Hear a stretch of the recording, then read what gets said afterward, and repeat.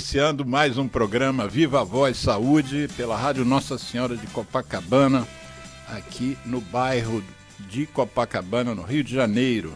O programa Viva a Voz Saúde é uma iniciativa da nossa ONG, do Centro de Apoio ao Tabagista, e nós temos esse bate-papo aqui há mais ou menos uns 7 a 8 anos.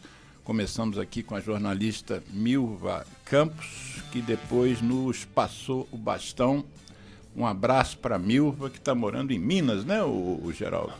Na Bahia. Você sabe o nome da cidade, Geraldo? Eu sabia. Mucugê, exatamente. E está fazendo jornalismo lá, trabalhando para a prefeitura de Mucugê. E um grande abraço, Milva. Vou mandar para você esse nosso programa de hoje, para você divulgar aí para a cidade de Mucugê. O nosso programa hoje é 24 de junho de 2023. Tem 2 convidados na minha área, né, que eu também sou pneumologista, e temos aqui à minha frente o Gabriel Santiago, que é pneumologista, e à minha direita o cirurgião Caio Bianchi, que é cirurgião torácico. O tema que nós vamos trazer hoje é um tema que vem aqui pela primeira vez, e eu mesmo entendo que vai aprender muito com os dois, porque nunca foi a minha praia essa área que nós vamos discutir hoje. E eu gostaria que vocês, então, também acompanhassem o programa. Quem quiser ligar para cá... Geraldo, fala de novo o telefone aqui da rádio. Nem Geraldo? Pode falar, Geraldo. 3649-3411. Quem quiser fazer alguma pergunta ao vivo, às vezes algum colega nosso... médico também, ou da área da saúde também pode participar ao vivo. Esse programa está passando no nosso canal no YouTube, no site da Rádio Nossa Senhora de Copacabana, que é radionsc.com, e vai passar no nosso Facebook. E eu vou até pedir para os colegas que tiverem... Vocês têm Face? Sim. Bota no Face, faz uma divulgação no Face de vocês. Depois nós vamos editar esse programa novamente, né? Vamos botar legenda e tal, e vai voltar para o canal nosso no YouTube, que é o Centro de Apoio ao Tabagista, e vai também virar um podcast que vai ser só o áudio do programa.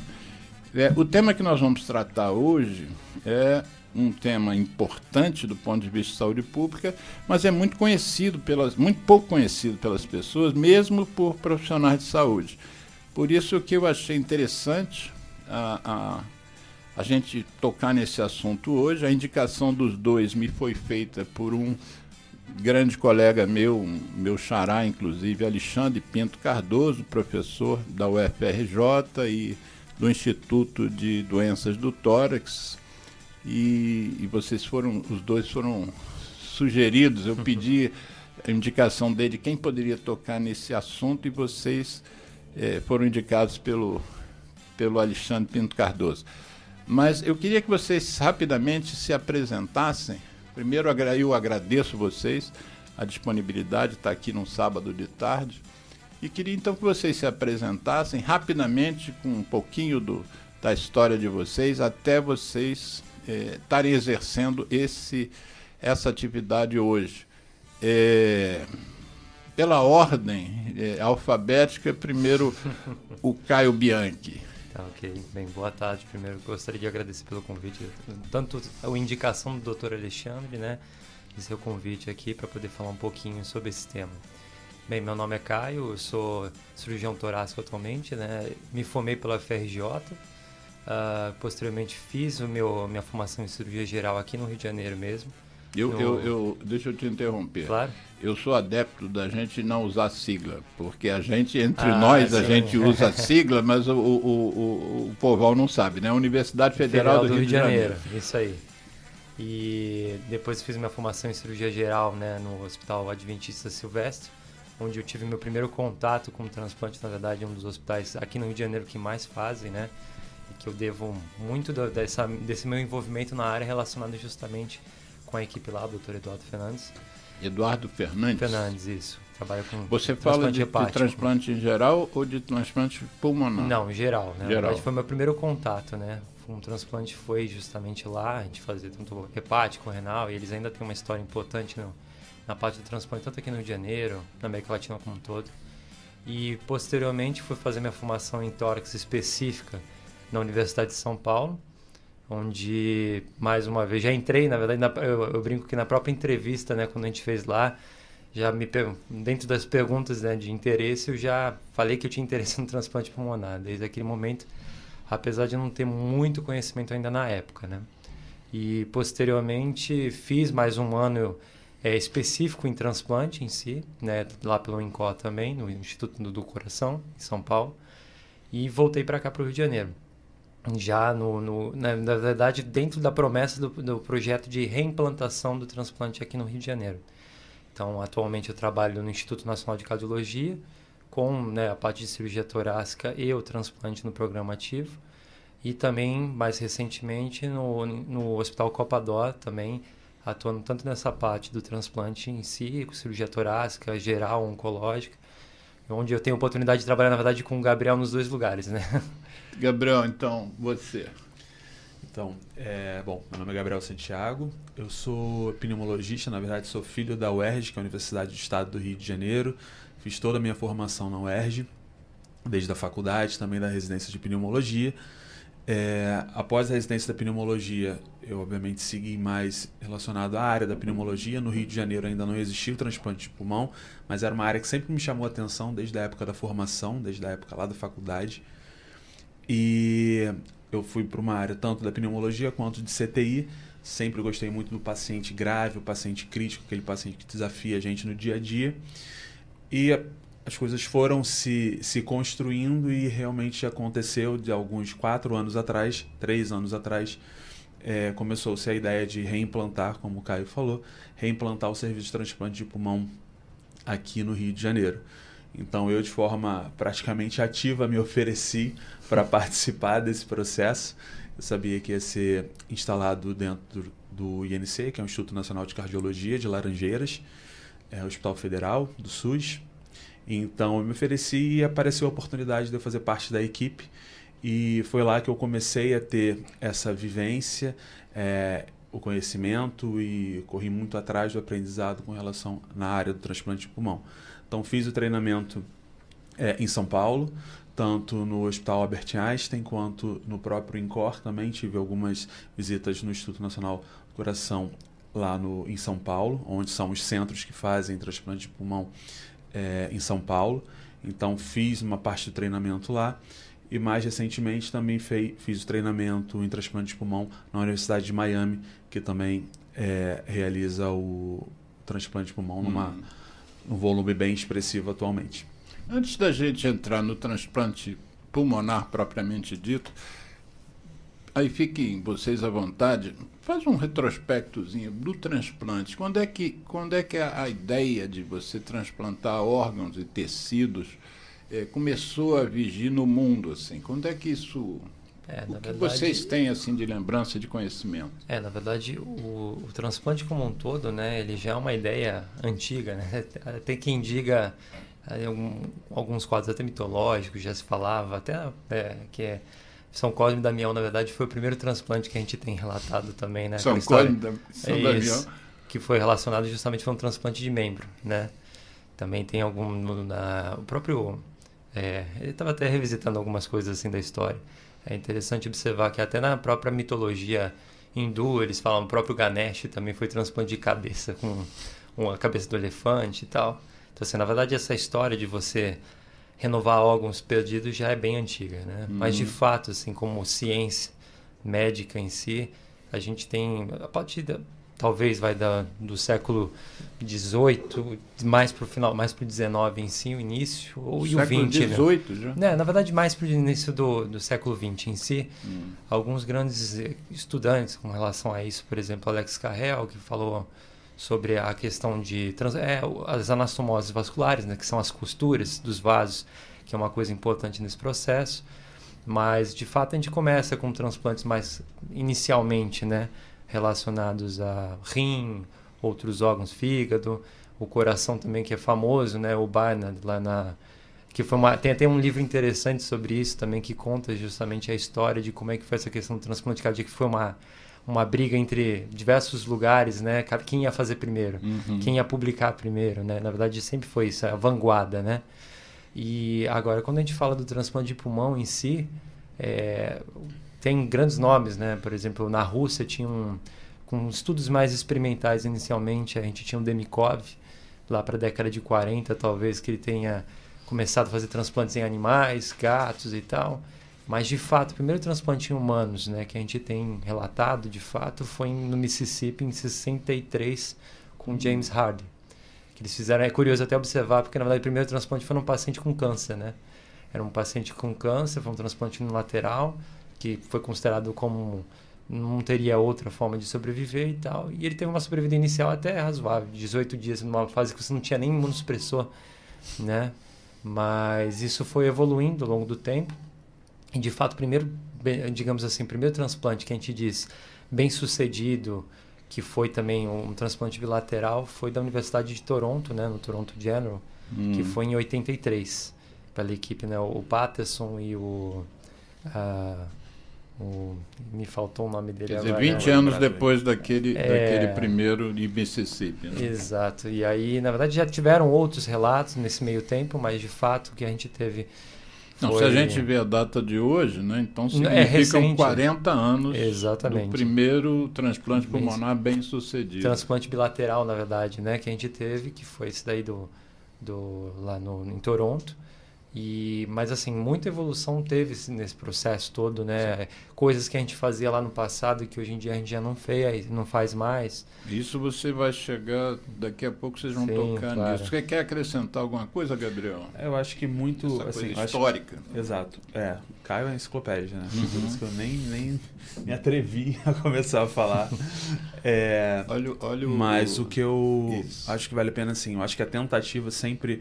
foi tentar não só no transplante de pulmão, mas outros órgãos sofreram muito para a gente conseguir realmente dar certo o transplante, tá? Coração, rim, fígado, isso se devia muito ao fato, principalmente a gente não tinha medicação para evitar a rejeição. Então, obviamente, todos os órgãos sofriam com essa dificuldade da gente conseguir manter um órgão ativo sem ser rejeitado a longo prazo. Eu acho que o que fez mudou a chavinha ali da história do transplante como um todo foi exatamente o advento dos imunossupressores. Nosso primeiro exemplar, digamos, foi a ciclosporina, que lembra do ano que foi inventada? Não mas foi, se eu não me engano, foi na década de 80. Exatamente, no comecinho no final da década de 70, no começo da década de 80, foi realmente quando a gente começou a ver um benefício e uma maior longevidade dos transplantes como um todo. Já que nós começamos por aí, o nosso programa a gente tenta dirigi-los para leigos, né? Sim, perfeito. Então, vocês já mencionaram cada um. Só para não esquecer um pedão. Joel Cooper é o nome dele, para não deixar Joel de dar o nome.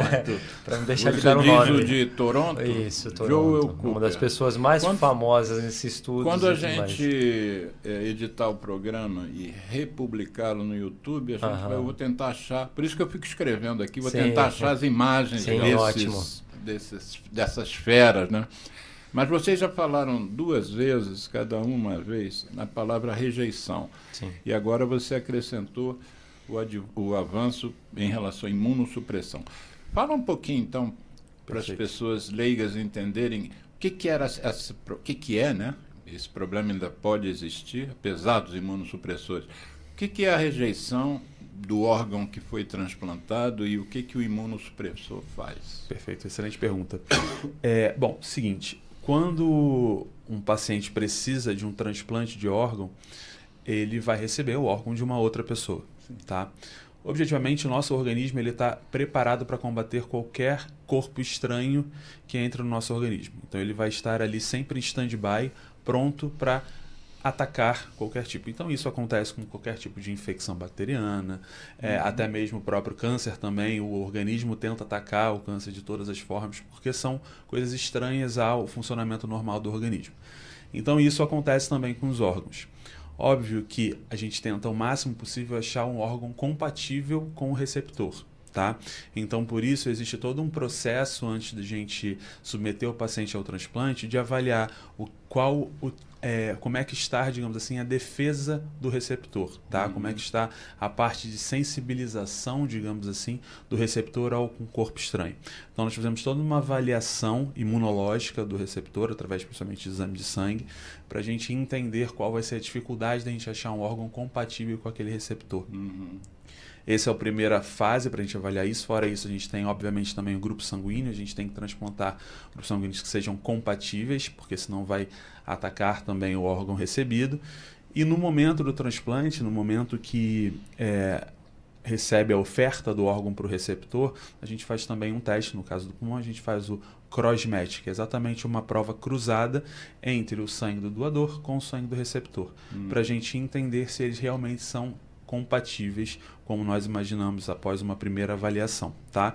Então, aquele paciente precisa ter um grupo sanguíneo compatível e passar por esse teste do cross-match quando a gente pensa na questão da rejeição, tá? Obviamente, isso é para diminuir a chance de rejeição, ok? Mas isso não é para zerar. Não zera, infelizmente não. E esse é, com certeza, o nosso maior problema até hoje no transplante de pulmão e nos outros órgãos também, tá? Então, quando o paciente é transplantado, após passar por todos esses testes, a gente sempre tem que manter o sistema imunológico do paciente mais receptivo, digamos assim, mais ameno a entender que ele tem que trabalhar com aquele órgão transplantado, tá? E isso é uma balança algumas vezes muito complicada da gente conseguir lidar. Porque se eu diminuir muito o sistema imunológico, o paciente vai ficar com as suas defesas muito reduzidas e vai começar a ter muitas infecções oportunistas. Porém, ou então vai eclodir o que já está lá dentro, por exemplo, como a tuberculose, citomegalovírus, câncer também, que é outra coisa que quando a gente diminui muito o nosso sistema imunológico, o câncer também tem mais chance de acontecer.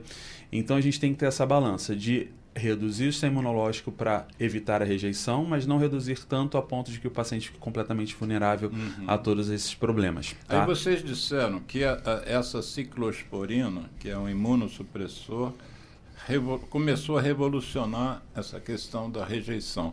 E como é que ela atua exatamente assim? Não tão tecnicamente, mas o que ela faz exatamente? Então, basicamente, a gente tem alguns principais imunossupressores que a gente usa, tá? A ciclosporina foi a primeira, mas nem é a que a gente mais usa atualmente, porque houve essa evolução. Atualmente a gente usa mais o tacrolimus, desse time aí da ciclosporina. Como é que chama? Tacrolimus. Tacrolimus. Isso. Tacrolimus, fora isso tem outras medicações, que é o próprio micofenolato, a azatioprina e o famoso, nosso velho conhecido corticoide, que sempre tem uma ação muito importante, principalmente nessa primeira fase pós-transplante. Basicamente o que eles fazem é, cada um por suas vias, diminuir a ativação do sistema imunológico. Tá? Então, quando o sistema imunológico se vê, digamos, tentado ser ativado por algum fator, essas medicações vão tentar segurar um pouco aquela resposta do sistema imunológico. Os imunossupressores não são usados só para transplantes, são usados para outras várias doenças como doenças autoimunes. Doenças autoimunes nada mais são que o próprio organismo gerando uma agressão a algum órgão específico. Então, o nosso próprio sistema imunológico atacando algum dos nossos órgãos. E o que a gente faz é exatamente usar esse imunossupressor para diminuir a atividade e a atuação desse sistema imunológico de forma patológica. Entendi. Então vamos lá. Eu fiz uma pesquisa rápida, para também não passar vergonha aqui na frente de vocês, mas eu fiz uma pesquisa rápida sobre os transplantes e uma das, quer dizer, quando a gente fala de transplante, a gente está falando de órgão sólido e também de tecido, né? Tudo isso é transplante. O que é mais transplantado dentro de todos é a córnea, né? Sim. E depois me veio rim e fígado. A medula óssea seria a segunda, o rim, depois o fígado, depois o coração e depois pulmão. Sem falar naqueles tecidos de pele e tal que também são usados. às vezes em grandes queimados, né? Isso. E como E ossos também, né? E ossos como também, isso. muitas vezes a gente esquece. como a distribuição no Brasil, São Paulo seria o principal centro, inclusive o Einstein é o centro, o hospital para os casos mais complexos, né, me parece. Depois viria Minas Gerais, Paraná, Rio Grande do Sul, Pernambuco e Ceará, quer dizer, 2 estados do Nordeste. E o Rio de Janeiro não é citado. E vocês aqui, um de vocês dois disse que o Rio ia voltar a fazer transplante. Qual é a história do Rio? O Rio fazia e deixou de fazer transplante? Sim, na verdade, a história, digamos assim, do transplante de pulmão no Brasil, né?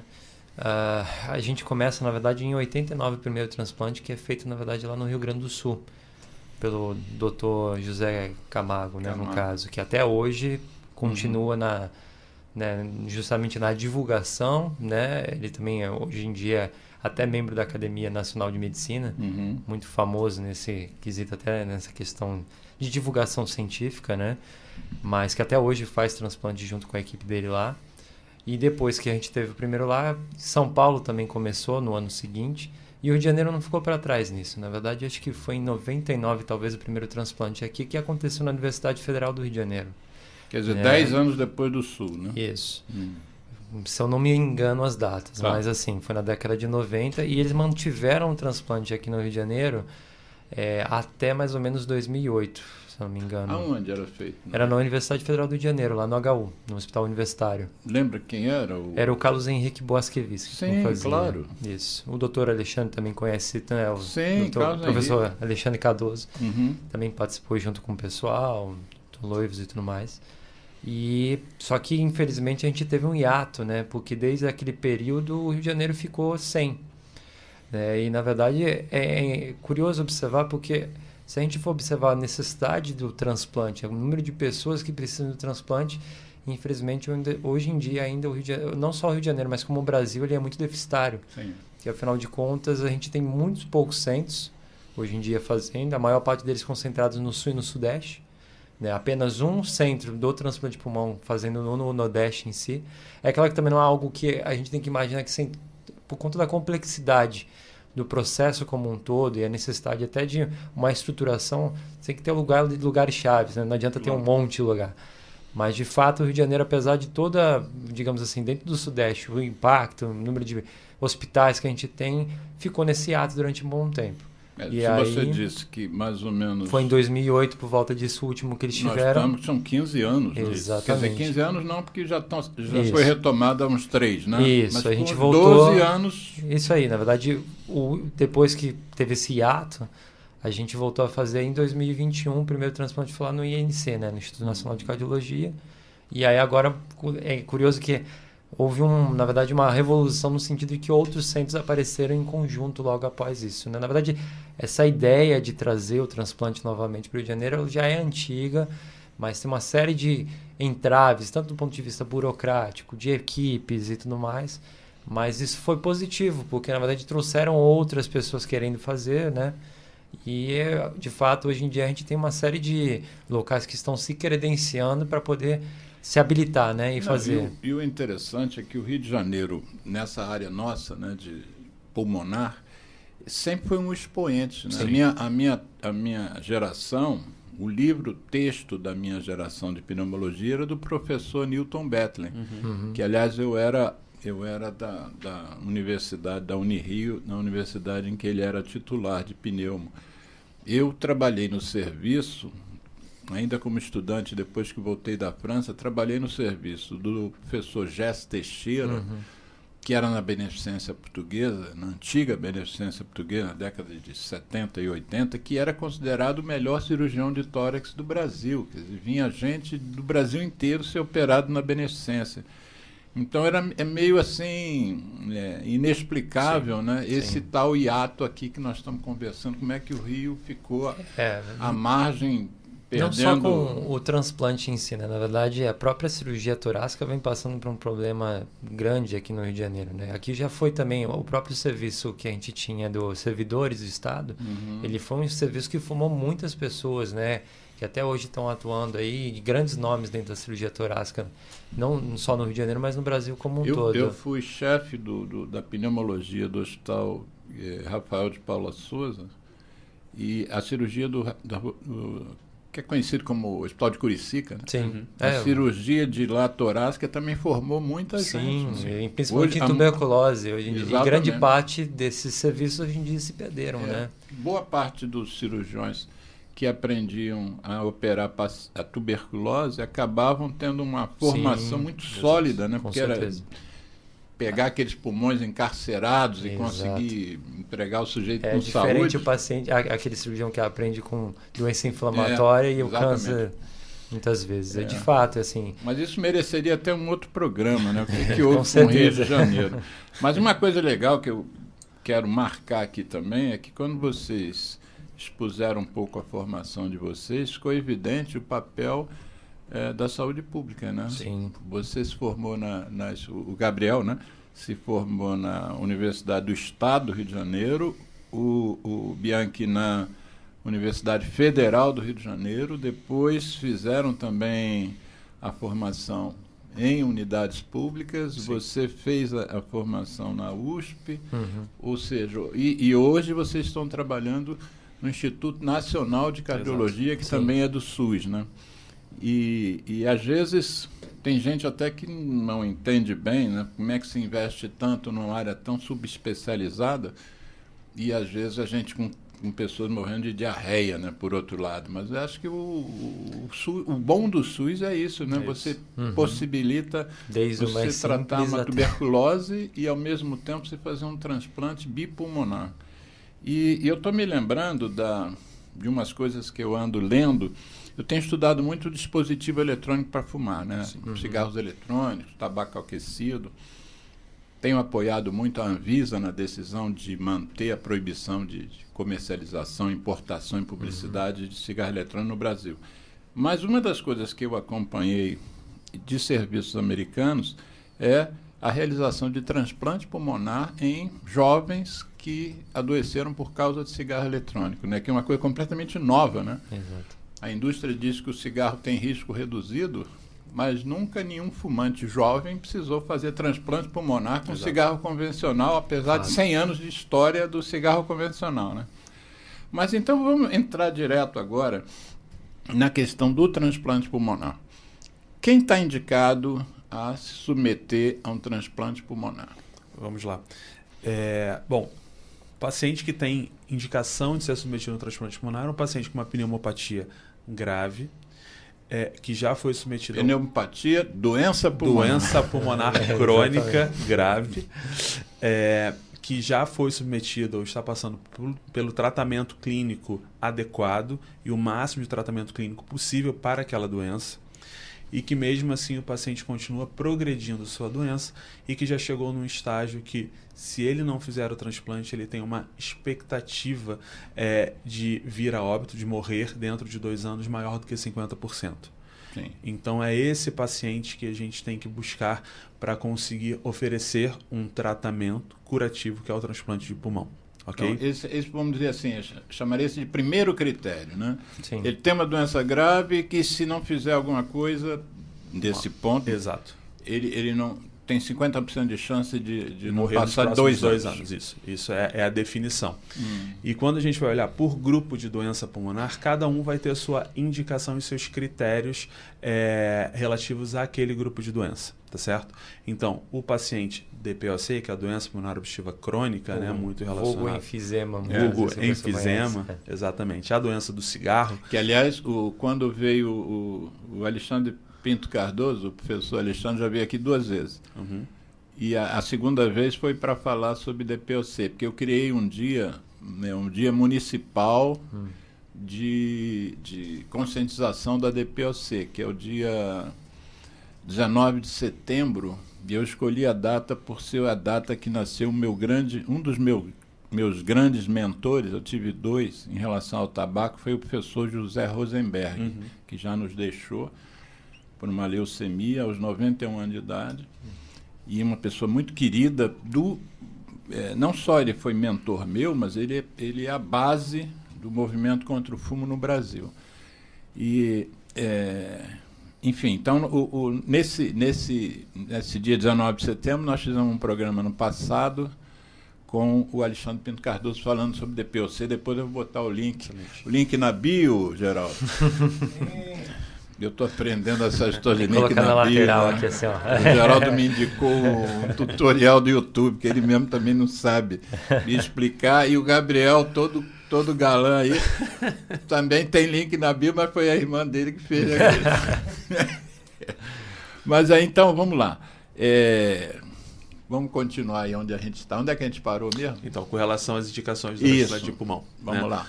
Então, cada grupo de doenças vai ter seus critérios para ser encaminhado, referenciado, para ser avaliado por um serviço de transplante de pulmão.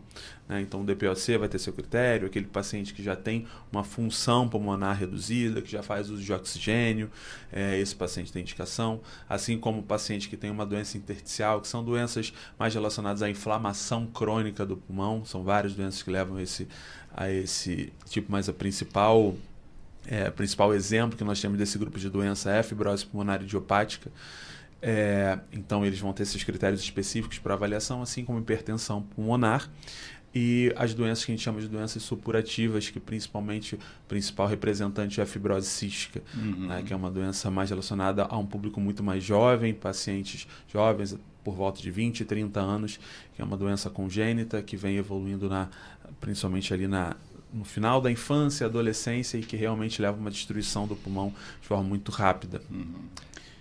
Eu acho importante só complementar também, que lembrar que, assim, da mesma forma que a gente tem indicações específicas, né, o transplante ele não é para qualquer paciente, né?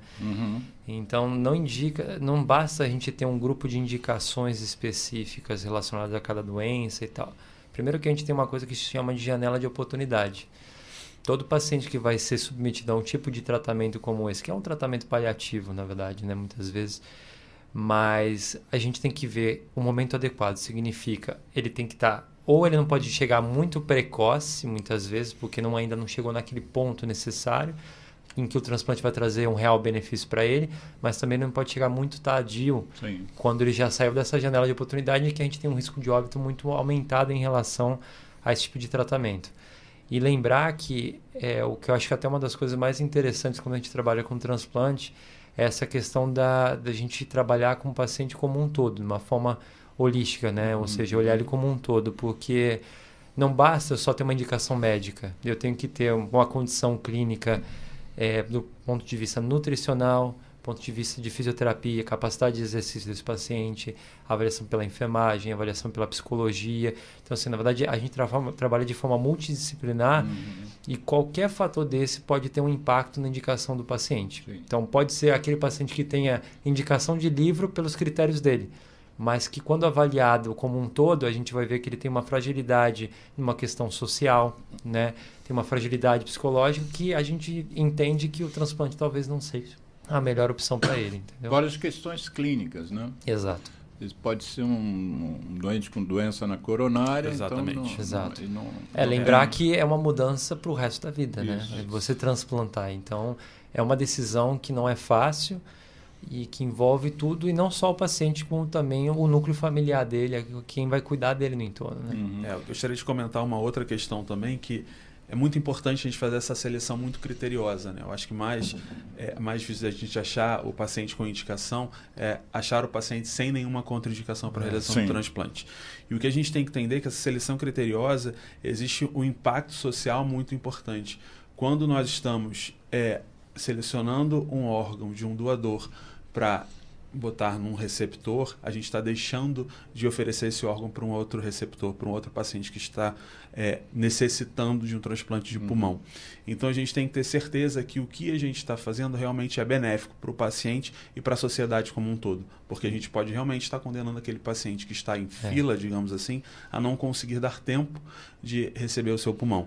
Então é muito importante essa seleção criteriosa para que a gente não cometa, digamos, essa injustiça. Pelo que eu li, existe também a questão etária, né? A idade do paciente. Há determinada idade que, a partir dali, ele não seria um receptor. Como é que é os limites etários? A gente tem uma coisa de limitação por conta de trabalhos, né? Estudos em si. Isso é meio variável, depende muito de cada tipo de centro, né? Algumas coisas a gente consegue estabelecer de acordo com cada centro. Normalmente, grande parte dos centros aqui do Brasil, por exemplo, tendem a indicar o transplante do paciente até que ele tenha 65 anos de idade, né? Justamente por conta do grupo de comorbidades e tal. Só que isso não é uma coisa limitante. Na verdade, a gente sabe que tem uma coisa que já é a idade cronológica da pessoa e a idade fisiológica dela, né? Então, dentro dessa avaliação, é claro que, assim, determinados grupos etários têm um maior risco de você evoluir, seja com complicações, não só relacionadas ao transplante, mas ao pós-operatório em si. Mas isso vai muito do grau, digamos assim, dos critérios de cada centro em si. Não tem, digamos, em legislação algo que impeça você fazer um transplante para uma faixa etária mais elevada. Mas é claro que isso pode implicar numa piora de resultados também. Depende muito da maturidade até do centro transplantador.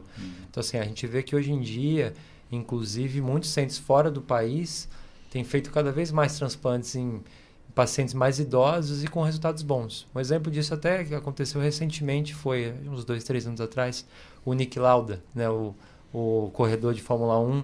Depois de muito tempo, ele tinha acho, mais 70 e tantos anos, ele fez o transplante também pulmonar por outra causa. Né? Então, assim, vai depender muito do cada centro e qual que é a condição do paciente. Nessa minha leitura também, puxando a brasa para minha sardinha aqui, que milito tanto pela redução do tabagismo, né, da dependência em nicotina, também tem uma contraindicação em alguns artigos que eu li, que é o indivíduo que está fumando ainda. E tem uma relação também com o pulmão do doador, né? Quer dizer, que também não pode ter tido uma carga alta de tabaco, senão aquele pulmão também é rejeitado. Exato. Como é que é a relação tabaco? O que a gente tem que entender é o seguinte: o paciente que vai ser submetido ao transplante, ele vai ter que ter uma mudança de todos os seus hábitos de vida. Não todos, mas ele tem que ter uma mudança do hábito de vida, tá? Um paciente, DPOC no caso, tabagista, ou que não seja DPOC, mas outra doença pulmonar qualquer, mas que seja tabagista, a gente tem que entender que aquele paciente realmente está apto e seguro de que ele necessita dessa mudança. Tá? Então, nós, eu acho que como regra, não podemos aceitar pacientes que estejam fumando ou que pararam de fumar há menos de 6 meses. 6 meses é a data. Exato. Tem centros que são um pouco mais conservadores, pedem 1 ano de cessação de tabagismo. No que eu li, 6 meses é a média mesmo. Exatamente. Normalmente são 6 meses de cessação completa de tabagismo. Tá? Tem cirurgiões plásticos que vão fazer cirurgia plástica e não operam com menos de 8 meses. Exatamente. Sem tabaco. Exatamente. Até por ser uma cirurgia eletiva, né? Uma cirurgia estética. Então, é fundamental que a gente tenha essa certeza e que o paciente tenha essa consciência, que eu não posso transplantar o paciente no dia seguinte ou quando ele vai de alta do hospital, ele começar a fumar de novo porque ele está com um pulmão novo. Sim. Isso, mais uma vez, é aquela injustiça da gente dar aquele órgão para o paciente que, de repente, não vai saber utilizá-lo, entende? Então, isso é uma questão importante. Deixar para o Caio falar a questão do tabagismo no doador. No doador, de fato, também é uma outra questão, porque a gente sabe que quanto maior a carga tabágica, maior o risco daquele pulmão ter um dano relacionado, né, e eventualmente um dano irreparável. Então, com cargas tabágicas, a gente usa, na verdade, normalmente o valor de corte é 20 maços ano, né? Então, para cada... É complicado também, porque é interessante observar, porque assim, quando a gente recebe uma notificação, apesar de você ter essa questão de... O que é notificação? Notificação, na verdade, é uma folha que vem, chama-se Anexo 4, é uma folha que vem do Sistema Nacional de Transplantes para qualquer doador, né, em morte cefálica aqui no Brasil. E aí, dentro disso, tem algumas coisas que a gente vai avaliar só naquela avaliação ali, com o que foi feito da entrevista prévia e dos dados clínicos do paciente, que a gente começa a avaliar ali já qual que é, digamos, a elegibilidade daquele doador para um transplante. E aí, dentro desses critérios, um deles sempre deve ser questionado, é o tabagismo. Mas, infelizmente, muitas vezes, né, são falhas até da forma de coletar, né, os dados, seja porque a gente não sabe exatamente quanto tempo a pessoa fuma, qual que era a carga tabágica dela. Então, assim, a gente tanto faz a avaliação, né, baseado no que o familiar fala, porque, de fato, o doador não vai poder falar, né? E também a questão também de, muitas vezes, quem coleta a informação não coleta a informação correta. Sim. Então, assim, a gente tem esse problema. Mas, de fato, normalmente a gente tenta usar menor do que 20 anos mais. É claro que se você olhar o exame de imagem que seja do doador e ver lá que já tem alterações compatíveis com o enfisema, você não vai usar, porque a gente já sabe que é um pulmão que já vem com uma lesão prévia. Que você está transplantando para levar para uma pessoa que, teoricamente, já tem uma função comprometida. E aí, além disso, vem a rejeição posterior, todo o cuidado posterior, e a gente já tem digamos assim, ao invés de chegar uma Ferrari, vai chegar um Fusquinha já meia lá, ruim, entendeu? Então, assim... E vocês quando... A gente tem falado muito em transplante pulmonar, mas existe também o transplante bipulmonar, né? Sim. Quando você coloca 2 pulmões de um doador. Em média... Assim, qual é a proporção de transplante pulmonar? Porque vocês falaram aqui em doenças crônicas que normalmente são difusas, são bilaterais, né? O enfisema normalmente é bilateral, pode ser que um tenha mais bolha, o outro menos, mas a fibrose intersticial normalmente é bilateral. Como é que vocês abordam, assim, para escolher? Não, esse nós vamos fazer bipulmonar e esse aqui é só um pulmão. A verdade, a gente começou, como eu falei anteriormente, né, com unilateral, ou seja, um pulmão só, né? Mas a gente sabe que com o desenvolvimento, né, hoje em dia a tendência mundial é cada vez mais fazer o transplante dos 2 pulmões, né? O transplante bilateral. Na verdade, é interessante que muitas vezes a pessoa tem ideia de que o transplante é feito o seguinte: a gente pega a traqueia, tira o bloco pulmonar todo e transplanta. Na verdade, não é isso. A gente faz o que a gente chama de transplante bilateral sequencial, ou seja, são 2 em 1. A gente vai tirar um pulmão, coloca o outro, depois tira o outro e coloca o outro. Isso tudo num ato cirúrgico só. A tendência mundial hoje em dia é cada vez mais fazer os transplantes bilaterais. Isso por uma série de fatores, né? A gente sempre tem que avaliar em questão, digamos, até a operabilidade, ou seja, o quanto aquele paciente tolera a cirurgia, porque é uma cirurgia maior, de um tempo mais prolongado, maior gravidade, né? Mas a vantagem de você ter 2 pulmões sendo transplantados é que, teoricamente, você deixa de progredir a doença no pulmão que ficaria lá como nativo, né? O pulmão que não foi transplantado, que tem todos os seus riscos e progressão da doença, como a gente já falou anteriormente, né? E... além disso, também, por conta da rejeição, eventualmente, você ter dano num pulmão que foi transplantado e com o antigo, aquilo tem um impacto muito maior para o paciente, para o receptor, do que ele ter 2 pulmões novos que sofrem uma rejeição, mas que vai ter uma perda de função menor. Além disso, do ponto de vista de ganho de função pulmonar, entre outros fatores, o transplante bilateral ele é muito vantajoso, né? Porém, tem tanta questão digamos assim, um paciente muito idoso, eu vou evitar fazer, ou que tem uma doença no coração, outras coisas que não vai aguentar uma cirurgia maior, a gente vai evitar fazer um transplante bilateral, né?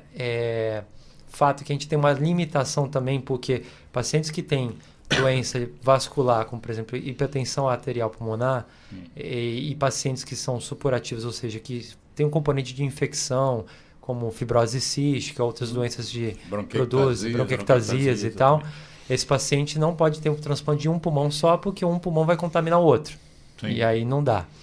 Então, tirando essas exceções, a tendência é sempre fazer mais bilaterais, né? Em outras doenças a gente pode fazer unilateral ou não. Só que tem um outro benefício do unilateral do ponto de vista social, é que você com um doador você consegue transplantar 2 pessoas. Sim. Então, isso é uma outra coisa que também é uma questão do ponto de vista ético, né? Mas assim, de fato, a tendência mundial é cada vez mais fazer bilateral. Então nós vamos fazer, Geraldo, um intervalo, o pessoal tomar uma água, esticar as pernas, uma música do grupo de músicas do Contra o Tabaco, não sei qual que o Geraldo vai escolher, e daqui a pouco a gente volta. Perfeito. Ok. ZY1 201, Associação Comunitária Nossa Senhora de Copacabana, 98,7 FM, a onda que chega ao seu coração. Rua Hilário de Gouveia, número 36, 9º andar, Copacabana, Rio de Janeiro.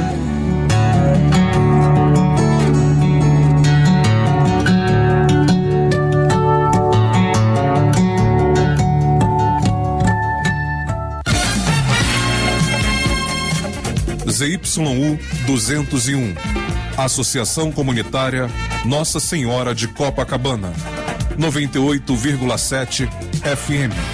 Rua Hilário de Gouveia, 36, nono andar. Copacabana, Rio de Janeiro. Telefone 3649-3411. E-mail estudionsc@gmail.com.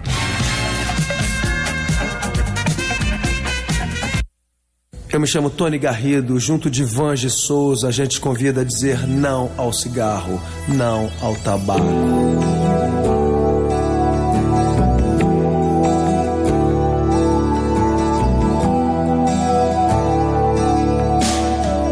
Meio ao caos da fumaça de tantos carros e chaminés, somado ao ar já pesado, cigarros, charutos e narguilés. É feito estufa, é feito por cada um mais um contra, já são dois a favor do ar mais saudável. Apague o cigarro, acenda o amor. Eu trago a música, soa bem ao meu e ao seu ouvido. Eu trago a música, é o que temos sempre oferecido. Eu trago a música, respiramos melhor o planeta e nós. Eu trago a música, mundo sem tabaco, levante a sua voz.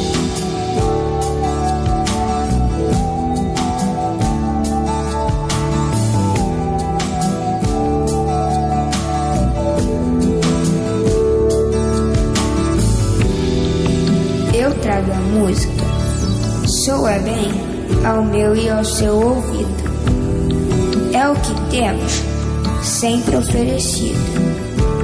Eu trago a música, respiramos melhor o planeta e nós. Mundo sem tabaco, levante a sua voz. É feito estufa, é feito por cada um mais um contra, já são dois a favor. A favor do ar mais saudável, apague o cigarro, acenda o amor. Eu trago a música, soa bem ao meu, ao seu ouvido. Eu trago a música, é o que temos sempre oferecido. Eu trago a música, respiramos melhor o planeta e nós. Eu trago a música, mundo sem tabaco, levante sua voz.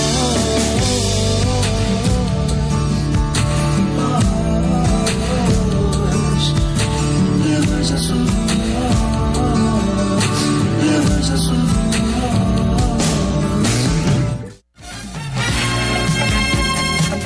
ZYU 201, Associação Comunitária Nossa Senhora de Copacabana, 98,7 FM. Rua Hilário de Gouveia, 36, nono andar. Copacabana, Rio de Janeiro. Telefone 3649-3411. E-mail estudionsc@gmail.com.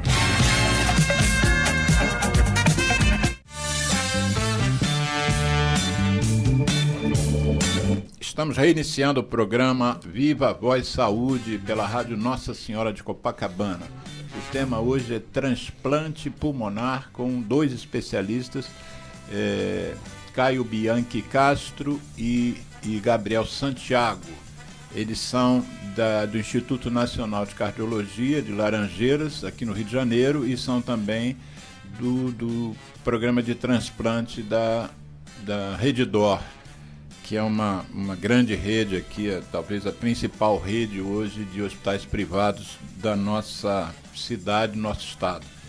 E nós estamos então abordando essa questão que é pouco conhecida pela maior parte das pessoas, que são os transplantes, no caso aqui hoje, os transplantes pulmonares. Já falamos alguma coisa a respeito disso e vamos continuar falando o resto deste bloco. Temos que sugar a experiência e a disponibilidade dos nossos convidados estarem aqui num sábado à tarde. o sol lá fora, a praia aqui a 100 metros do estúdio da rádio, e estão os dois aqui. E antes da gente falar num tema que para mim é importante, que é a questão da doação, vamos deixar isso para depois. Na conversa aqui que nós tivemos nesse intervalo, aliás, o intervalo foi com a música chamada Eu Trago a Música, para não tragar o cigarro, ele traga a música, que é uma música do Tony Garrido e do meu amigo Vange Souza. Vamos falar um pouquinho o título do programa. Normalmente eu peço aos convidados para darem o título, e o título que saiu dos convidados é o seguinte: transplante pulmonar, no Brasil, como estamos e para onde vamos? Quem é que quer explicar o porquê vocês sugeriram esse título? Então, Gabriel Santiago, nosso pneumologista. Vamos lá. Isso, acho que desde o começo, como eu comecei a entrar na área de transplante de pulmão, é muito visível, é muito aparente a disparidade que existe quando a gente pensa em Brasil, tá? Temos atualmente poucos centros ativos de transplante de pulmão no Brasil, tá? E 90% deles se localizam na região sul e sudeste. 90%? Exato. Na verdade, só temos como a gente já pincelou um pouco na fala do Caio anteriormente, nós temos apenas um centro de transplante fora dessa do sul e sudeste. Você está falando de transplante de pulmão, né? Especificamente. Pulmão, especificamente de pulmão. Só temos um centro fora desse eixo sul-sudeste, que é o centro de Messejana, no Ceará. Tá? Fora isso, todos os outros centros ativos atualmente se localizam nesse eixo sul e sudeste. Mesmo tendo esses centros nesse eixo sul e sudeste, não é suficiente nem para os pacientes candidatos a transplante de pulmão dessas regiões. Tá? Tem um levantamento feito pela ABTO desse ano, que saiu esse ano. O que é a ABTO? Associação Brasileira de Transplante de Órgãos. Que foi levantado que nós temos uma estimativa, uma necessidade de transplante de pulmão de cerca de 1.680 órgãos por ano. Tá? 1.680 transplantes de pulmão no Brasil. No Brasil. Tá? Isso baseado em incidência e prevalência das doenças pulmonares. E quantos são feitos? Próximo de 100. Tá? Não chega a 10% da necessidade. Exatamente. Então, há uma necessidade urgente da gente conseguir melhorar nossa capacidade. Para exemplificar, os Estados Unidos, que é um país que tem uma população um pouco maior, mas nada absurdo, os Estados Unidos chega a fazer cerca de 3 mil transplantes por ano. Tá? Então, para a gente conseguir entender essa disparidade gigantesca que existe dentro do próprio Brasil quando a gente fala de transplante de pulmão. Quer dizer, os Estados Unidos fazem 3 mil por ano e o Brasil 100. É isso. Por volta disso. Chegou, acho que o máximo que chegamos foi 123. E a população deles, acho que é 50% maior do que a nossa. Exato, né? Exato. É curioso que tem até, comparando uns dados que a gente tinha visto até previamente, num ano eles fazem mais ou menos o que a gente tem no histórico, né? Que a ABTO ela tem uma revista que fala sobre um relatório que ela faz todo ano. São trimestrais, se não me engano, os relatórios deles. Mas do relatório deles de 2012 até mais ou menos o ano passado, o Brasil tinha feito no total 1.400 e alguma coisa de transplantes. O que isso você tem em um ano nos Estados Unidos. Não, pelo visto aqui, menos em 6 meses, né? Exato. Então, exato. Caramba, gente. Então, onde você acha que está o nó? Por que... Tem vários. Temos vários, exatamente. Eu vou mencionando alguns, deixa eu fazer um nós? bate-bola aqui. Primeiro, quando a gente edita o programa, eu encaminho para um monte de gente. Né? Por exemplo, a gente já recebeu aqui o ex-ministro da Saúde 2 vezes, o Temporão. E eu tenho lá a ministra Anísia no meu zap. Então, assim que esse programa estiver rede, eu já mandei o programa, a indicação do programa como está. Mas vou mandar também, depois da edição, para a ministra da Saúde. Tem os e-mails dessa turma toda. Ótimo. Também, do gabinete do Ministério da Saúde, chefe de gabinete, porque eu acho que é um absurdo, se a gente for pensar em outras disparidades, em outras situações. pareando o Brasil com os Estados Unidos, essa é uma das mais gritantes, né? Eles fazem 3.000 e a gente faz 100. E o mais curioso é E que tem necessidade de fazer. Sim, e o mais curioso é que o nosso sistema de transplantes como um todo, né? O transplante no Brasil, ele é totalmente financiado pelo SUS. Sim. Ele é um exemplo e mesmo assim a gente não consegue evoluir tanto. Então vamos né? lá, vamos tentar vocês dois aí justificarem onde é que estão os nós para a gente não fazer mais que 100 transplantes pulmonares. Né? Vou tentar começar de forma um pouco cronológica, né?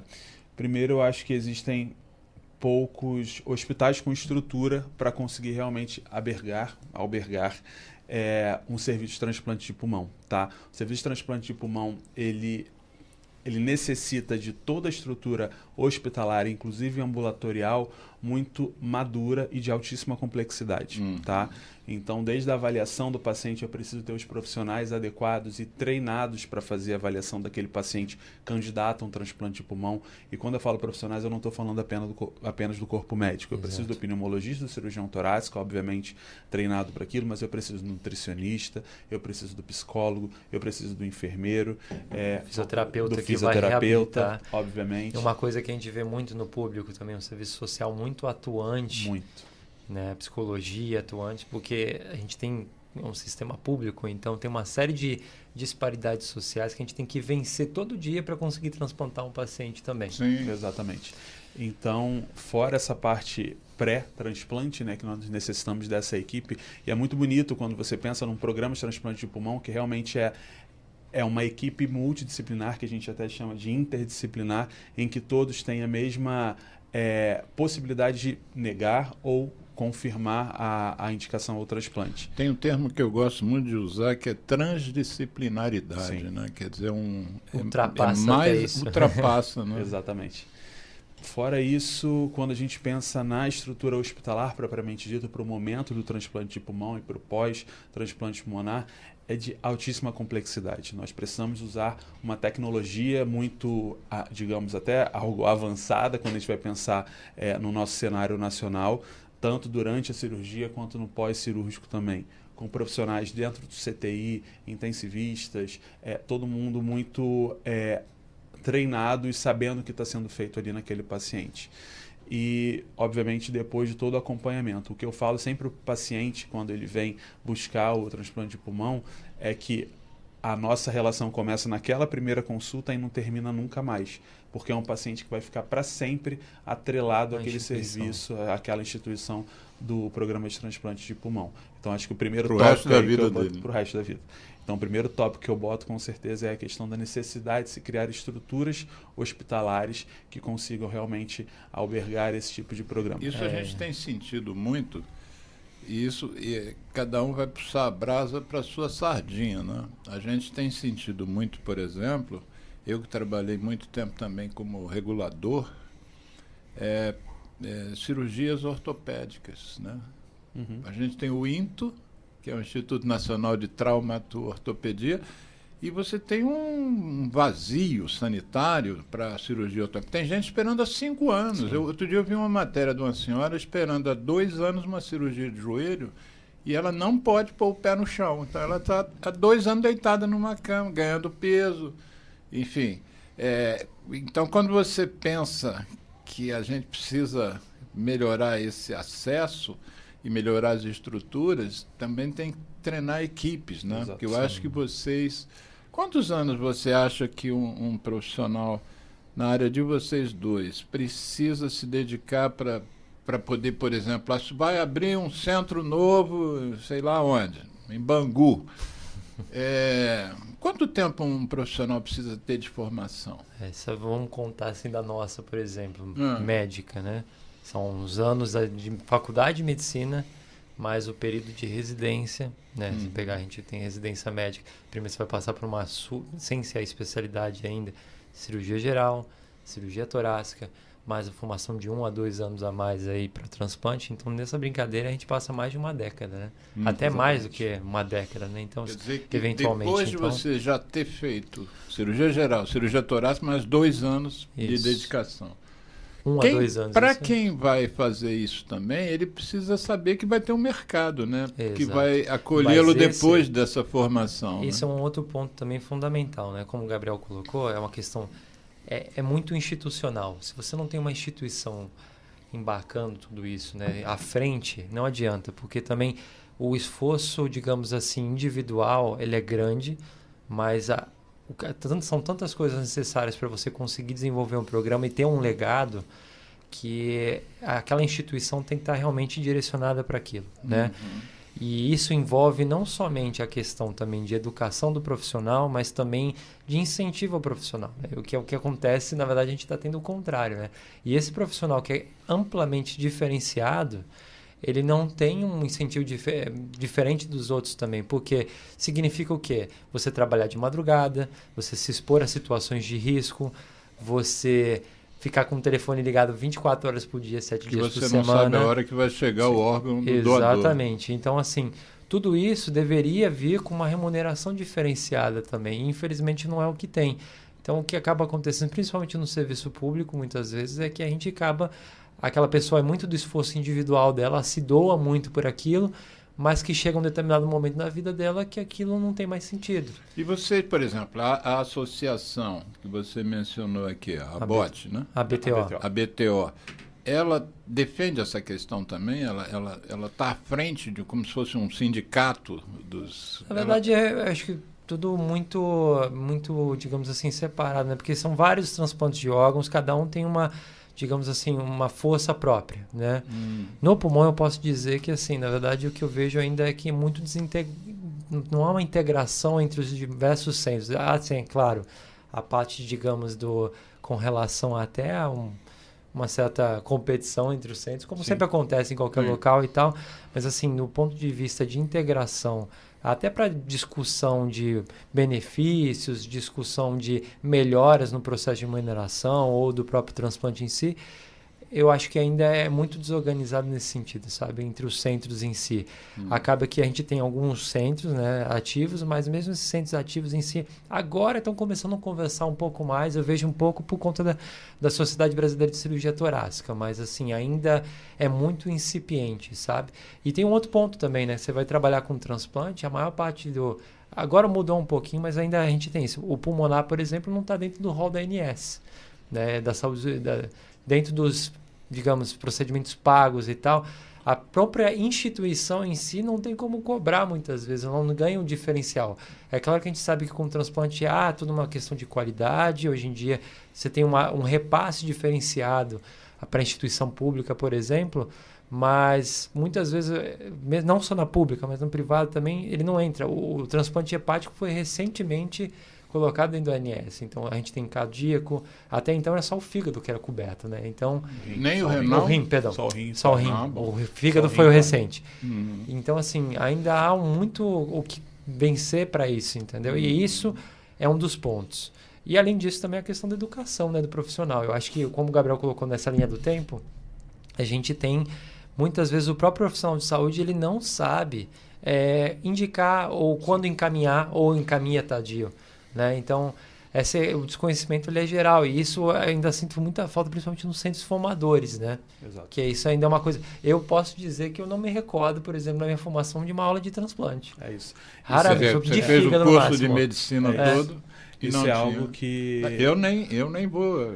Isso é algo que eu sempre falo, assim, o nosso trabalho aqui no Rio especialmente, né, que a gente ficou com esse gap, foi deixado de pensar em transplante de pulmão como uma opção terapêutica. Tá?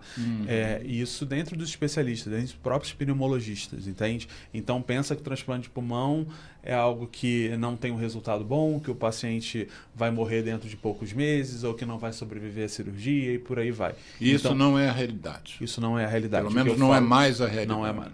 Desde que começou a ser instituído, nunca foi a realidade. Eu acho que muito falta do conhecimento, né? E o que eu falo é que o nosso trabalho aqui no Rio de Janeiro é muito pedagógico também. Então é algo que eu tenho encarado como uma luta pessoal e que bom que a gente está fazendo esse programa. Exatamente, exatamente. Se a gente puder divulgá-lo mais. Por isso que é muito interessante. Até para a própria para os próprios médicos, para a própria comunidade médica. Eles têm que entender que é um tratamento e é um tratamento curativo para a doença pulmonar. Óbvio que vem outras várias questões que a gente tem que lidar no pós-transplante, com certeza, mas da doença pulmonar, a ideia é que aquele paciente fique curado. Tá? Então o paciente deixa de ter aquela doença pulmonar. Raras são os casos que uma doença pulmonar volta no pulmão transplantado. Então a gente precisa entender que além de tempo de vida para aquele paciente que foi submetido ao transplante, a gente vai oferecer qualidade de vida para aquele paciente. Entende? Então mesmo transplante que a gente considera talvez que não deu certo, morreu em 2 anos pós-transplante, aquele paciente de 2 anos provavelmente foram os anos que ele nem lembrava que ele poderia ter aquela qualidade de vida. Ou que ele nunca teve, ou que ele nunca teve, né? Quando no caso da fibrose cística, por exemplo. Mas é aquele paciente que deixou de precisar usar oxigênio, conseguiu ser independente para fazer suas atividades do dia a dia. Isso daí, com certeza, se a gente pudesse perguntar para aquele paciente que sobreviveu 2 anos com transplante, que é a minoria dos casos, mesmo assim ele vai falar, valeu a pena tudo que eu passei. Para ficar claro, a maioria dos casos, quando eles passam pelos critérios todos de inclusão dentro do programa, a maioria dos casos tem uma sobrevida bem mais longa. Sim. A gente tem, na verdade, pelos dados internacionais em si, né, quando você não vai avaliar doença por doença, né, dados, digamos assim, brutos, uma média mais ou menos de 6 anos e meio de sobrevida, né? Sim. Mas é claro que isso vai variar de acordo com cada tipo de doença, a indicação da doença em si, né? Verdade, né? E também vai depender de outros fatores que não só são relacionados ao transplante. Você está falando em 6 anos e meio, mas o primeiro critério que o colocou dentro é que ele teria 50% de chance de morrer em 2 anos. E aí o outro critério que entra dentro disso é justamente a probabilidade de sobrevida no primeiro ano pós-transplante maior do que 80%. Então, isso entra dentro também. Exato. Tanto que a maior parte, você pode ver muitas vezes, muitos dados relacionados a isso, é justamente a sobrevida no primeiro ano. Né? Eles colocam justamente porque a partir do primeiro ano em que você tem aquela fase inicial de adaptação, onde é mais conturbado, a taxa de mortalidade vai aumentando, mas é mais relacionada com as complicações, principalmente de infecção e rejeição, né? Que é esse manejo crônico. Mas, em linhas gerais, assim, é isso que o Gabriel está falando, muito mais do que a gente trabalhar com expectativa de vida, porque isso também é aquela história. Eu já tive paciente que transplantou, mas morreu alguns anos depois atropelado. Exato, aí você vai falar que foi um sucesso. Mas a questão é essa, o que eu vou trazer de qualidade de vida para aquele paciente naquele período, entendeu? E é isso, é autonomia. Comprovadamente, não é só a sobrevida, não é só que ele viveu 6 anos e meio, é porque ele viveu bem. O tratamento ele não deixa de ser paliativo, né? Sim. E entenda que é uma média, né? Mas exato, tem paciente que tem mais de 15 anos de transplante de pulmão e estão vivendo muito bem, obrigado. E deixar vocês com saia justa, eu fiz um programa aqui com uma oncologista.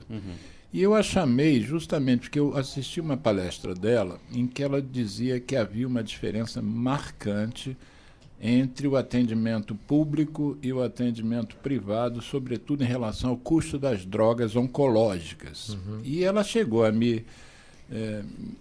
não a mim, não aqui no programa, mas lá na palestra, que era só para especialistas, dizer que muitas pessoas estavam abandonando o Instituto Nacional do Câncer pela disparidade de recursos e além de uma remuneração que também não era muito atrativa para eles se manterem lá, podendo receber mais numa unidade privada. E aí ela mencionou certas drogas que a ANS obriga que os convênios paguem, drogas muito caras, tem drogas aí de 4, 5 mil, 10 mil por mês, com prazo, às vezes, de 3 anos de uso. Realmente é uma coisa que encontrar o meio termo, né, que o SUS banque ou que não banque, mas o fato é que a ANS obriga os convênios a pagar algo e não obriga o governo. Né? Em relação, já que vocês trabalham, aí vem a saia justa, já que vocês trabalham no público e no privado, como é que está o público em relação a transplante? O Serviço Nacional de Cardiologia de Laranjeiras dá a vocês tudo que vocês precisam? Você começa.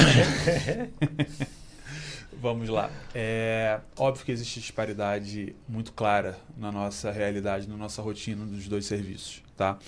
O INC foi o que a gente começou. Não estamos falando sobre hotelaria, né? Não estou falando de hotelaria. Disso, Estamos falando realmente de estrutura do ponto de vista de material, insumos e etc. Como o Caio tinha falado, necessita, além do treinamento da equipe, da vontade institucional de fazer aquilo acontecer. A gente precisa. É algo que não pode partir apenas de uma vontade pessoal de uma equipe. A instituição precisa estar apoiando e apoiando de todas as formas possíveis e principalmente do ponto de vista financeiro. Tá? E nós sabemos, infelizmente, que o SUS, apesar de estarmos fazendo o transplante de pulmão dentro de uma ilha de excelência dentro do SUS, que é o Instituto Nacional de Cardiologia de Laranjeiras, nós estamos dentro do SUS. Então, infelizmente, nós nos deparamos com diversas dificuldades no nosso dia a dia, que a gente tem que dar o nosso jeito. Como todo mundo que trabalha no SUS sabe que é necessário ser feito. Tá? Isso quando eu estou falando do Instituto Nacional de Cardiologia de Laranjeiras. Que é uma dos institutos de ponta no Brasil. Exatamente. Então, sim, a gente sente falta de muito do que a gente poderia oferecer, tá? Mas dentro das nossas possibilidades, a gente que oferece muito e que vai muito além, muito graças ao esforço daquela equipe, daquele cerne ali do transplante de pulmão que trabalha incansavelmente. A equipe de vocês no Instituto de Cardiologia, composta de quantas, tirando o plantonista, a equipe mesmo que se reúne para tomar decisões, quantas pessoas? Cirúrgica somos dois cirurgiões torácicos, 2 pneumologistas, temos 2 nutricionistas que estão sempre nas reuniões, tem o corpo administrativo também. Não é nem uma equipe cara. Não, exato. Temos 2 cirurgiões e 2 pneumologistas. Isso, mas temos ganhar ainda, na loteria, eu vou bancar vocês. Temos ainda a equipe da você fisioterapia. também fica com esse compromisso. Fisioterapia, a gente tem bastante gente também para poder dar apoio, ainda falta bastante. Isso é sempre uma luta nossa lá por conta da reabilitação, tanto no pré quanto no pós, né? A pré-habilitação e a reabilitação desses pacientes, a psicologia, serviço social, enfermagem, nutrição e sem contar também todo o suporte da instituição, do centro cirúrgico, ambulatorial. Então, acho que o núcleo é composto por cerca de 16 a 18 profissionais. Isso. Sim. E vocês mencionaram, na verdade foi o Caio Bianchi que mencionou, que a ANS não cobre o transplante de pulmão. Quando a pessoa se submete na Redditor um transplante de pulmão, quem paga? É o próprio paciente? Não, na verdade é o plano também. A gente tem, na verdade, a gente faz a solicitação como se fosse normal, né, mas muitas vezes acaba tendo que judicializar, porque entra com um tratamento especial, né? Se não judicializar, tem mais dificuldade. Exato. Na verdade, a gente submete ao plano, né? Como é que é o processo? Preparamos o paciente, entendemos que ele tem indicação de realizar o transplante de pulmão, o paciente tem um plano de saúde, tá? A gente dá a chance do plano responder. A gente faz o relatório e faz a solicitação da cirurgia como qualquer cirurgia. Uma cirurgia de vesícula, uma lobectomia por conta de um câncer ou qualquer coisa assim. Submetemos. O plano tem a prerrogativa de falar, não cubro porque não está no rol da ANS, ou pode entender que sim, vou autorizar esse procedimento, que é um paciente que o paciente tem necessidade disso. Quando há uma negativa do plano de saúde, a gente abre isso para o paciente, obviamente, o paciente tem que saber que houve uma negativa, e o paciente busca as formas dele conseguir resolver. Legais. Formas legais, né? E uma das formas legais que é visto, ou o paciente pode bancar, né? Mas é um procedimento caríssimo, que é até difícil da gente conseguir saber dimensionar um valor, porque é realmente muito caro, tá? Tanto no SUS quanto na rede privada. E muitas vezes o paciente o que faz é judicializar aquele procedimento para fazer com que o plano consiga E isso não bancar. Acontece só com o pulmão, isso acontece com uma série de órgãos, né, dentro da também não também. Exato. Quem é que está na ANS? É o transplante renal de fígado? E córnea. Isso. E córnea. Isso. Coração Exatamente. não. Coração também não. Já é feito há muito mais tempo. Exato. Por que nós não reconhecem isso como uma terapêutica válida? Tem uma explicação para isso? Olha, isso eu também gostaria de saber. Então pronto, então vamos pular essa. Em relação, Gabriel no início do programa falou da compatibilidade entre doador e receptor, né? O receptor, né, aquele que vai receber o órgão, ele está ali na mão de vocês há um tempo, né? Está numa fila de espera, já foi avaliado, já fez todos os exames. Do receptor vocês conhecem bem. Mas o doador é uma coisa súbita, né? É um evento, às vezes, um acidente, que o pulmão não foi afetado e ali sobrou, a família decidiu doar aquele órgão. Sim. Como é que é feito? Quanto tempo vocês têm entre a morte cerebral e o procedimento para vocês fazerem essas análises todas? Uma coisa que eu acho que é interessante observar primeiro, antes de a gente comentar, é a questão também do doador em si. Quando a gente fala, né, a gente tem 2 tipos de doadores principais. Tem os doadores que são doadores vivos, que é, por exemplo, que a gente tem no rim muitas vezes, né? O doador compatível familiar, que pode fazer... que perdendo um dos órgãos não vai ter grande problema. Isso acontece, por exemplo, para o transplante hepático também, que você doa uma parte do teu fígado. No pulmão também tem a possibilidade de você doar uma parte dos seus pulmões e tal, né? Isso aqui no Brasil é só feito, na verdade, no Rio Grande do Sul, na Santa Casa, que é uma modalidade de tratamento que, principalmente para pacientes jovens, né, de fibrose cística, crianças, mas que hoje em dia são poucos os centros que fazem. Se você for olhar os números, a quantidade de transplantes intervivos é muito pequena. Então, a maior parte que a gente tem são os transplantes de doadores falecidos. Sejam eles, na verdade, 2 tipos. O de doador de morte encefálica, que é o predominante no Brasil, porque é o único que é aprovado do ponto de vista legal no Brasil. E tem um doador em morte circulatória, no caso. Morte né? encefálica a gente costuma chamar de morte cerebral. Morte né? cerebral, exatamente. Que na é verdade, o mais nobre que a o gente cérebro tem. morreu e as outras funções estão mantidas por aparelhos, né? Então, na verdade, tem todo um protocolo bem definido quando você tem uma suspeita de morte encefálica. Isso é realizado junto, né, com os programas estaduais de transplantes, em que você tem toda uma equipe especializada para dar esse diagnóstico, para ir lá conversar com a família, né? Aqui no Brasil, aqui no Rio de Janeiro em específico, a gente tem o PET, né? Que a gente chama aqui do Rio de Janeiro, que vai lá dar todo esse suporte tanto de comunicação com a família, porque um dos fatores importantes é a taxa de recusa da família por desconhecimento, é um dos principais fatores, exatamente isso, que a gente, não quero doar, entendeu? Só que você não entende o porquê, a importância da doação dos órgãos. Eu acho que a gente devia marcar isso bem, não passar rápido por aí, não. É isso. Acho que a gente devia marcar essa questão. Quer dizer, um dos principais motivos, talvez até, da gente só ter 10% dos transplantes que a gente precisaria, né? E só ter 100 transplantes e os Estados Unidos ter 3.000 por ano, talvez isso que também no artigo que eu li dizia que era o principal fator, era a não doação da família. O que você acha que precisaria ser feito em termos de comunicação para que as famílias entendessem a importância a importância humanitária de solidariedade, né? Estão ajudando a salvar uma vida. O que você acha que deveria a gente apontar para divulgar mesmo, começar a bater nessa tecla para as famílias? Eu acho que são algumas coisas, assim. Obviamente, tudo parte a partir de educação, né? Então, já é feito, mas precisamos aumentar ainda mais essa conscientização da população, tá? Mostrar a importância, o quanto das vidas podem ser salvas, mostrar exemplos reais de pacientes que foram salvos graças a isso, e isso ser amplamente divulgado. Fora isso, é muito importante a própria pessoa que quer ser doadora falar para a família. Eu acho que isso falta muito. Quando a gente vai entrevistar a família, quando o profissional vai entrevistar a família e fala, eu não sei o que ele queria, então não vou doar. Então, parte também da pessoa. A gente não sabe quando pode acontecer e como pode acontecer. Sim. Então é fundamental que isso cada um tem que estar expresso legalmente, tem que fazer como se fosse um testamento. Não, basta falar e aí no momento da entrevista, né, quando vão conversar com a família, aí sim isso é abordado. Porque uma coisa que me disseram é que a vontade do morto, da morta, ela está hierarquicamente inferior à vontade da família. Sim, exatamente. Ele pode até dizer que quer, mas a família não que quiser. decide. Isso é fato. Mas eu acho que no bom senso geral, digamos assim, se a pessoa falou, eu quero doar meus órgãos, dificilmente a família naquela hora fala, não quero que doe porque eu não quero.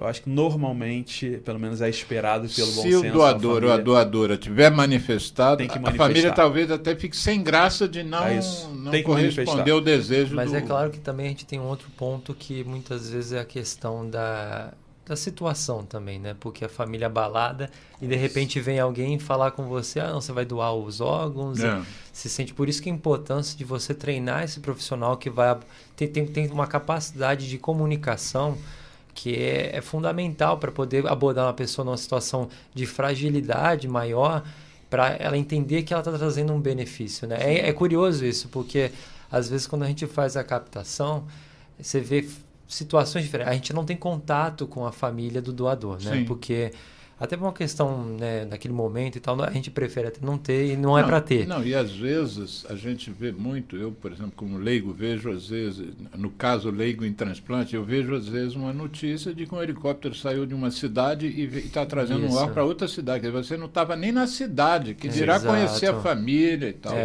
Quem teve que fazer esse trabalho é o profissional de saúde que está lá naquele lugar. Né? Exato. E aí, ou seja ele do programa estadual, ou às vezes o local das CIDOTs, né, que cuidam dessa parte de doação dentro do hospital. Mas Os hospitais têm um setor? Tem, mas ainda deveriam ter, exatamente. Na verdade, hoje em dia a gente tem poucos lugares aqui no Rio de Janeiro que são, de fato, que chamam-se, né, esse setor que é o CIDOT, né, que é Centro de Doação, na verdade responsável, não vou lembrar a sigla por completo. Depois a gente bota a legenda. Mas na verdade eles são responsáveis justamente por fazer essa procura ativa dentro do hospital, o manejo desse doador, porque a gente perde muito doador no manejo inadequado, né? O que você chama de manejo inadequado? Manejo inadequado, na verdade, é o seguinte: a partir do momento que você está dentro de morte encefálica, tem que entender que, na verdade, você está cuidando do doador para poder ter transplante para mais de uma pessoa. E aí, muitas vezes, o colega que está dentro do hospital, ele entende o contrário. A gente vê muito isso. É aquele paciente que deixam de fazer os cuidados do dia a dia. Já está praticamente morto. Já está morto, na verdade, né? Que já tem uma declaração de óbito. E aí, eles não entendem que você tem que cuidar daquele doador para você poder transformar aquilo num potencial, né, benefício para outras pessoas. O que acontece é isso, deixa de aspirar, muitas vezes faz muito volume, não preocupa, faz mais remédios e tal.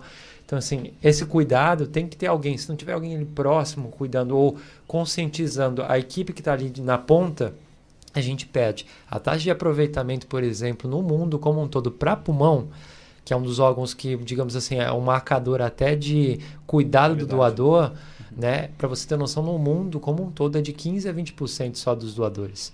Doadores em potencial. Teriam potencial para serem doadores, isso só aí, 15%. 15% a 20% a gente aproveita. Isso mundial. No Brasil isso ainda é menor. Tem um trabalho da USP, acho que de 2018, que no estado de São Paulo isso era 5%. Os últimos dados que eu estava vendo, acho que foi do RBT, quando a gente fazendo os cálculos, era menor do que 3% na época. Você acabou não Você foi buscar, com razão, um embasamento, mas acabou não finalizando. O tempo de espera possível de um órgão para ser transplantado. Então, e aí isso vai depender. Então, dentro do processo como um todo, a partir do momento que a gente detectou aquele lá, vai vir toda uma parte. Então, veio a equipe, conversou. A partir do momento que eles definem, bem, então esse doador agora está tudo certo com a parte de documentação, está tudo certo com o ponto em que a gente precisa do cuidado e tal. Aí beleza, a gente passa para o próximo passo, que na verdade significa o quê? Você vai notificar através da fila que você tem, que é única, né? Que é no Brasil todo? Não, você tem regionais e aí podem ser priorizadas dependendo nacionalmente.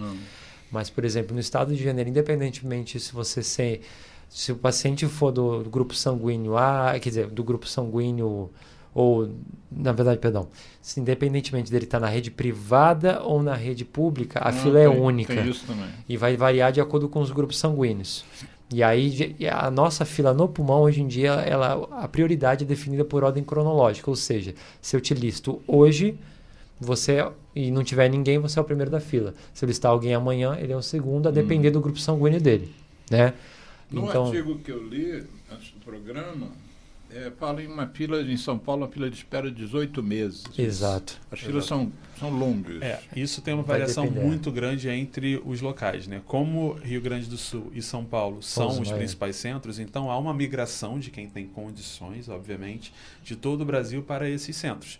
Então, pessoa que precisa na Bahia, em Manaus, que precisa de um transplante de pulmão, quando tem condições, principalmente financeiras, sociais, etc., estava migrando, vai para São Paulo para buscar seu transplante de pulmão e fica lá em São Paulo até ser transplantado. Então, obviamente, isso faz uma Como não tem um centro em Manaus, o órgão não vai daqui para lá, que seria mais fácil. Ou até o órgão de lá, que não é aproveitado lá, e como Poderia Manaus, no caso, talvez nem dê tempo para chegar até aqui. Mas fato é que nesses centros, nesses 2 centros principais, nós temos filas muito grandes, que normalmente variam cerca de 18 meses, 12 a 24 meses. Vamos botar 1 a 2 anos. O que não reproduz aqui, por exemplo. No Rio de Janeiro isso não acontece, porque a fila é pequena. Como nós não tínhamos, então começamos há pouco tempo. Poucos candidatos. Temos poucos candidatos. Então, nossos últimos pacientes ficaram de 40 a 90 dias, mais ou menos. O primeiro, em média. os últimos 2 foi um mês, o outro foi até menos. 40, depende muito do paciente também, das características do paciente, tamanho dele, grupo sanguíneo e tal, mas uma média de 40 a 90 dias. Vocês disseram, e eu também li, que existem centros especializados em realizar transplantes. E existem também centros que fazem essa captação melhores do que outros, quer dizer, tem unidades de saúde que são mais voltadas para essa captação do que outros, ou meio Você diz a captação dos doadores ou dos doadores? Na verdade, assim, a gente tem alguns locais de maior excelência em que você tem um investimento maior nessa profissionalização do processo. E talvez isso também fosse algo a ser feito. Mas isso é uma das coisas que falta muito. Na verdade, tem até algumas iniciativas, né, até de algumas instituições, justamente para você capacitar esse profissional que está lá na ponta, para ele identificar esse doador, para ele cuidar adequadamente desse doador, para isso virar o desfecho que a gente quer, que é o transplante. Claro. Né? Então, tem alguns trabalhos, inclusive multicentros, ou seja, diversos centros aqui no Brasil que são feitos, inclusive nesse sentido. Mas ainda é uma coisa, varia. Por exemplo, no Sul, a gente tem alguns centros que são muito especializados nessa questão de doação. A taxa de efetivação do transplante deles é maior do que, por exemplo, aqui no Rio de Janeiro. Sim. A gente vê muitas vezes, né, principalmente aqui na realidade, eu tive a oportunidade com o transplante de ver diferentes hospitais, né, tanto rede privada, pública, aqui no Rio de Janeiro, em São Paulo e tal. E as realidades são completamente diferentes de um para o outro. Então, e é isso também, vai muito pelas condições de trabalho da equipe também, né? Olha só, como eu disse inicialmente, aliás, o programa não tinha começado, eu avisei que o programa passaria rápido. Exato. Nós temos que encerrar, o Geraldo já fez a manifestação dele com o dedinho dele, eram 5 minutos, agora deve ser 4, e eu gostaria de agradecer muito a presença de vocês. Eu acho que esse assunto vai merecer um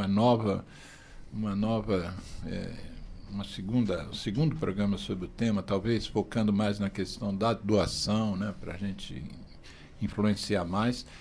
E, como de hábito, eu queria que vocês encerrassem o programa. Eu sempre peço aos meus convidados, qual é o tempo exato que eles têm, Geraldo, agora? 3 minutos.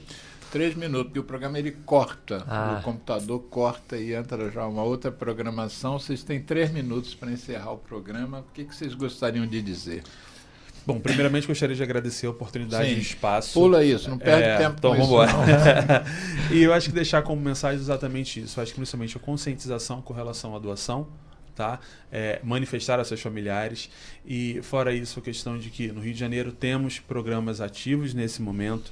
Então, principalmente para a comunidade médica, lembrar da necessidade, da importância de precocemente a gente encaminhar esses pacientes com indicação, que eles achem que tem indicação. Estamos completamente à disposição para tirar dúvidas, conversar, discutir o caso, porque é fundamental que a gente tenha esses pacientes o mais brevemente sendo avaliados pelos centros transplantadores. Enquanto você pensa em 1 minuto que você vai falar, eu queria que vocês me autorizassem a dar algum endereço que alguém que quiser contactar vocês, e-mail, telefone, o que vocês acharem mais adequado. Perfeito. Você prefere? Escreve para mim que eu falo no ar enquanto o Caio de colocar os do transporte. Bem, então, posso encerra. Falar? Vamos lá, Caio. Então, na verdade, acho importante, de fato, essa questão da educação é o principal ponto que a gente tem que trabalhar, tanto na doação quanto com o transplante em si, e que eu acho que ainda há muito espaço para a gente crescer. O Brasil tem uma dimensão muito grande e muitas pessoas que precisam, né? A gente mostrou isso com dados. E acho que principalmente também não só do investimento, né? Na questão educacional, mas também do ponto de vista até do governo como um todo, entender que o transplante é uma área prioritária e que o benefício trazido por ele é muito grande para aquelas pessoas que o necessitam, né? E lembrando que você mencionou que nós não realizamos 10% dos transplantes que precisariam ser realizados, né? Exato. Precisaria realizar 1.000 e tantos e a gente não chega a 100, quer dizer, chega a 100 não dá nem 10%. Né? Sim. Tem aí já o dado para a gente dar o endereço? Posso botar aqui. O meu endereço é G de gato, F de faca, Sante de Santiago, SAN de navio, T de tatu, @yahoo.com.br, e também o endereço do e-mail, no caso da Reddor, como paciente com plano de saúde, transplantepulmão@reddor.com.br, tá ok? Então, obviamente, pode procurar qualquer uma dessas formas, que eu vou estar totalmente disponível para tirar qualquer dúvida. Depois na edição do programa eu boto isso por escrito. E o Caio? O meu é caiocesar.castro@yahoo.com.br. caiocesar.castro@yahoo.com.br. Muito obrigado, Geraldo. Bom fim de semana aos ouvintes. Obrigado.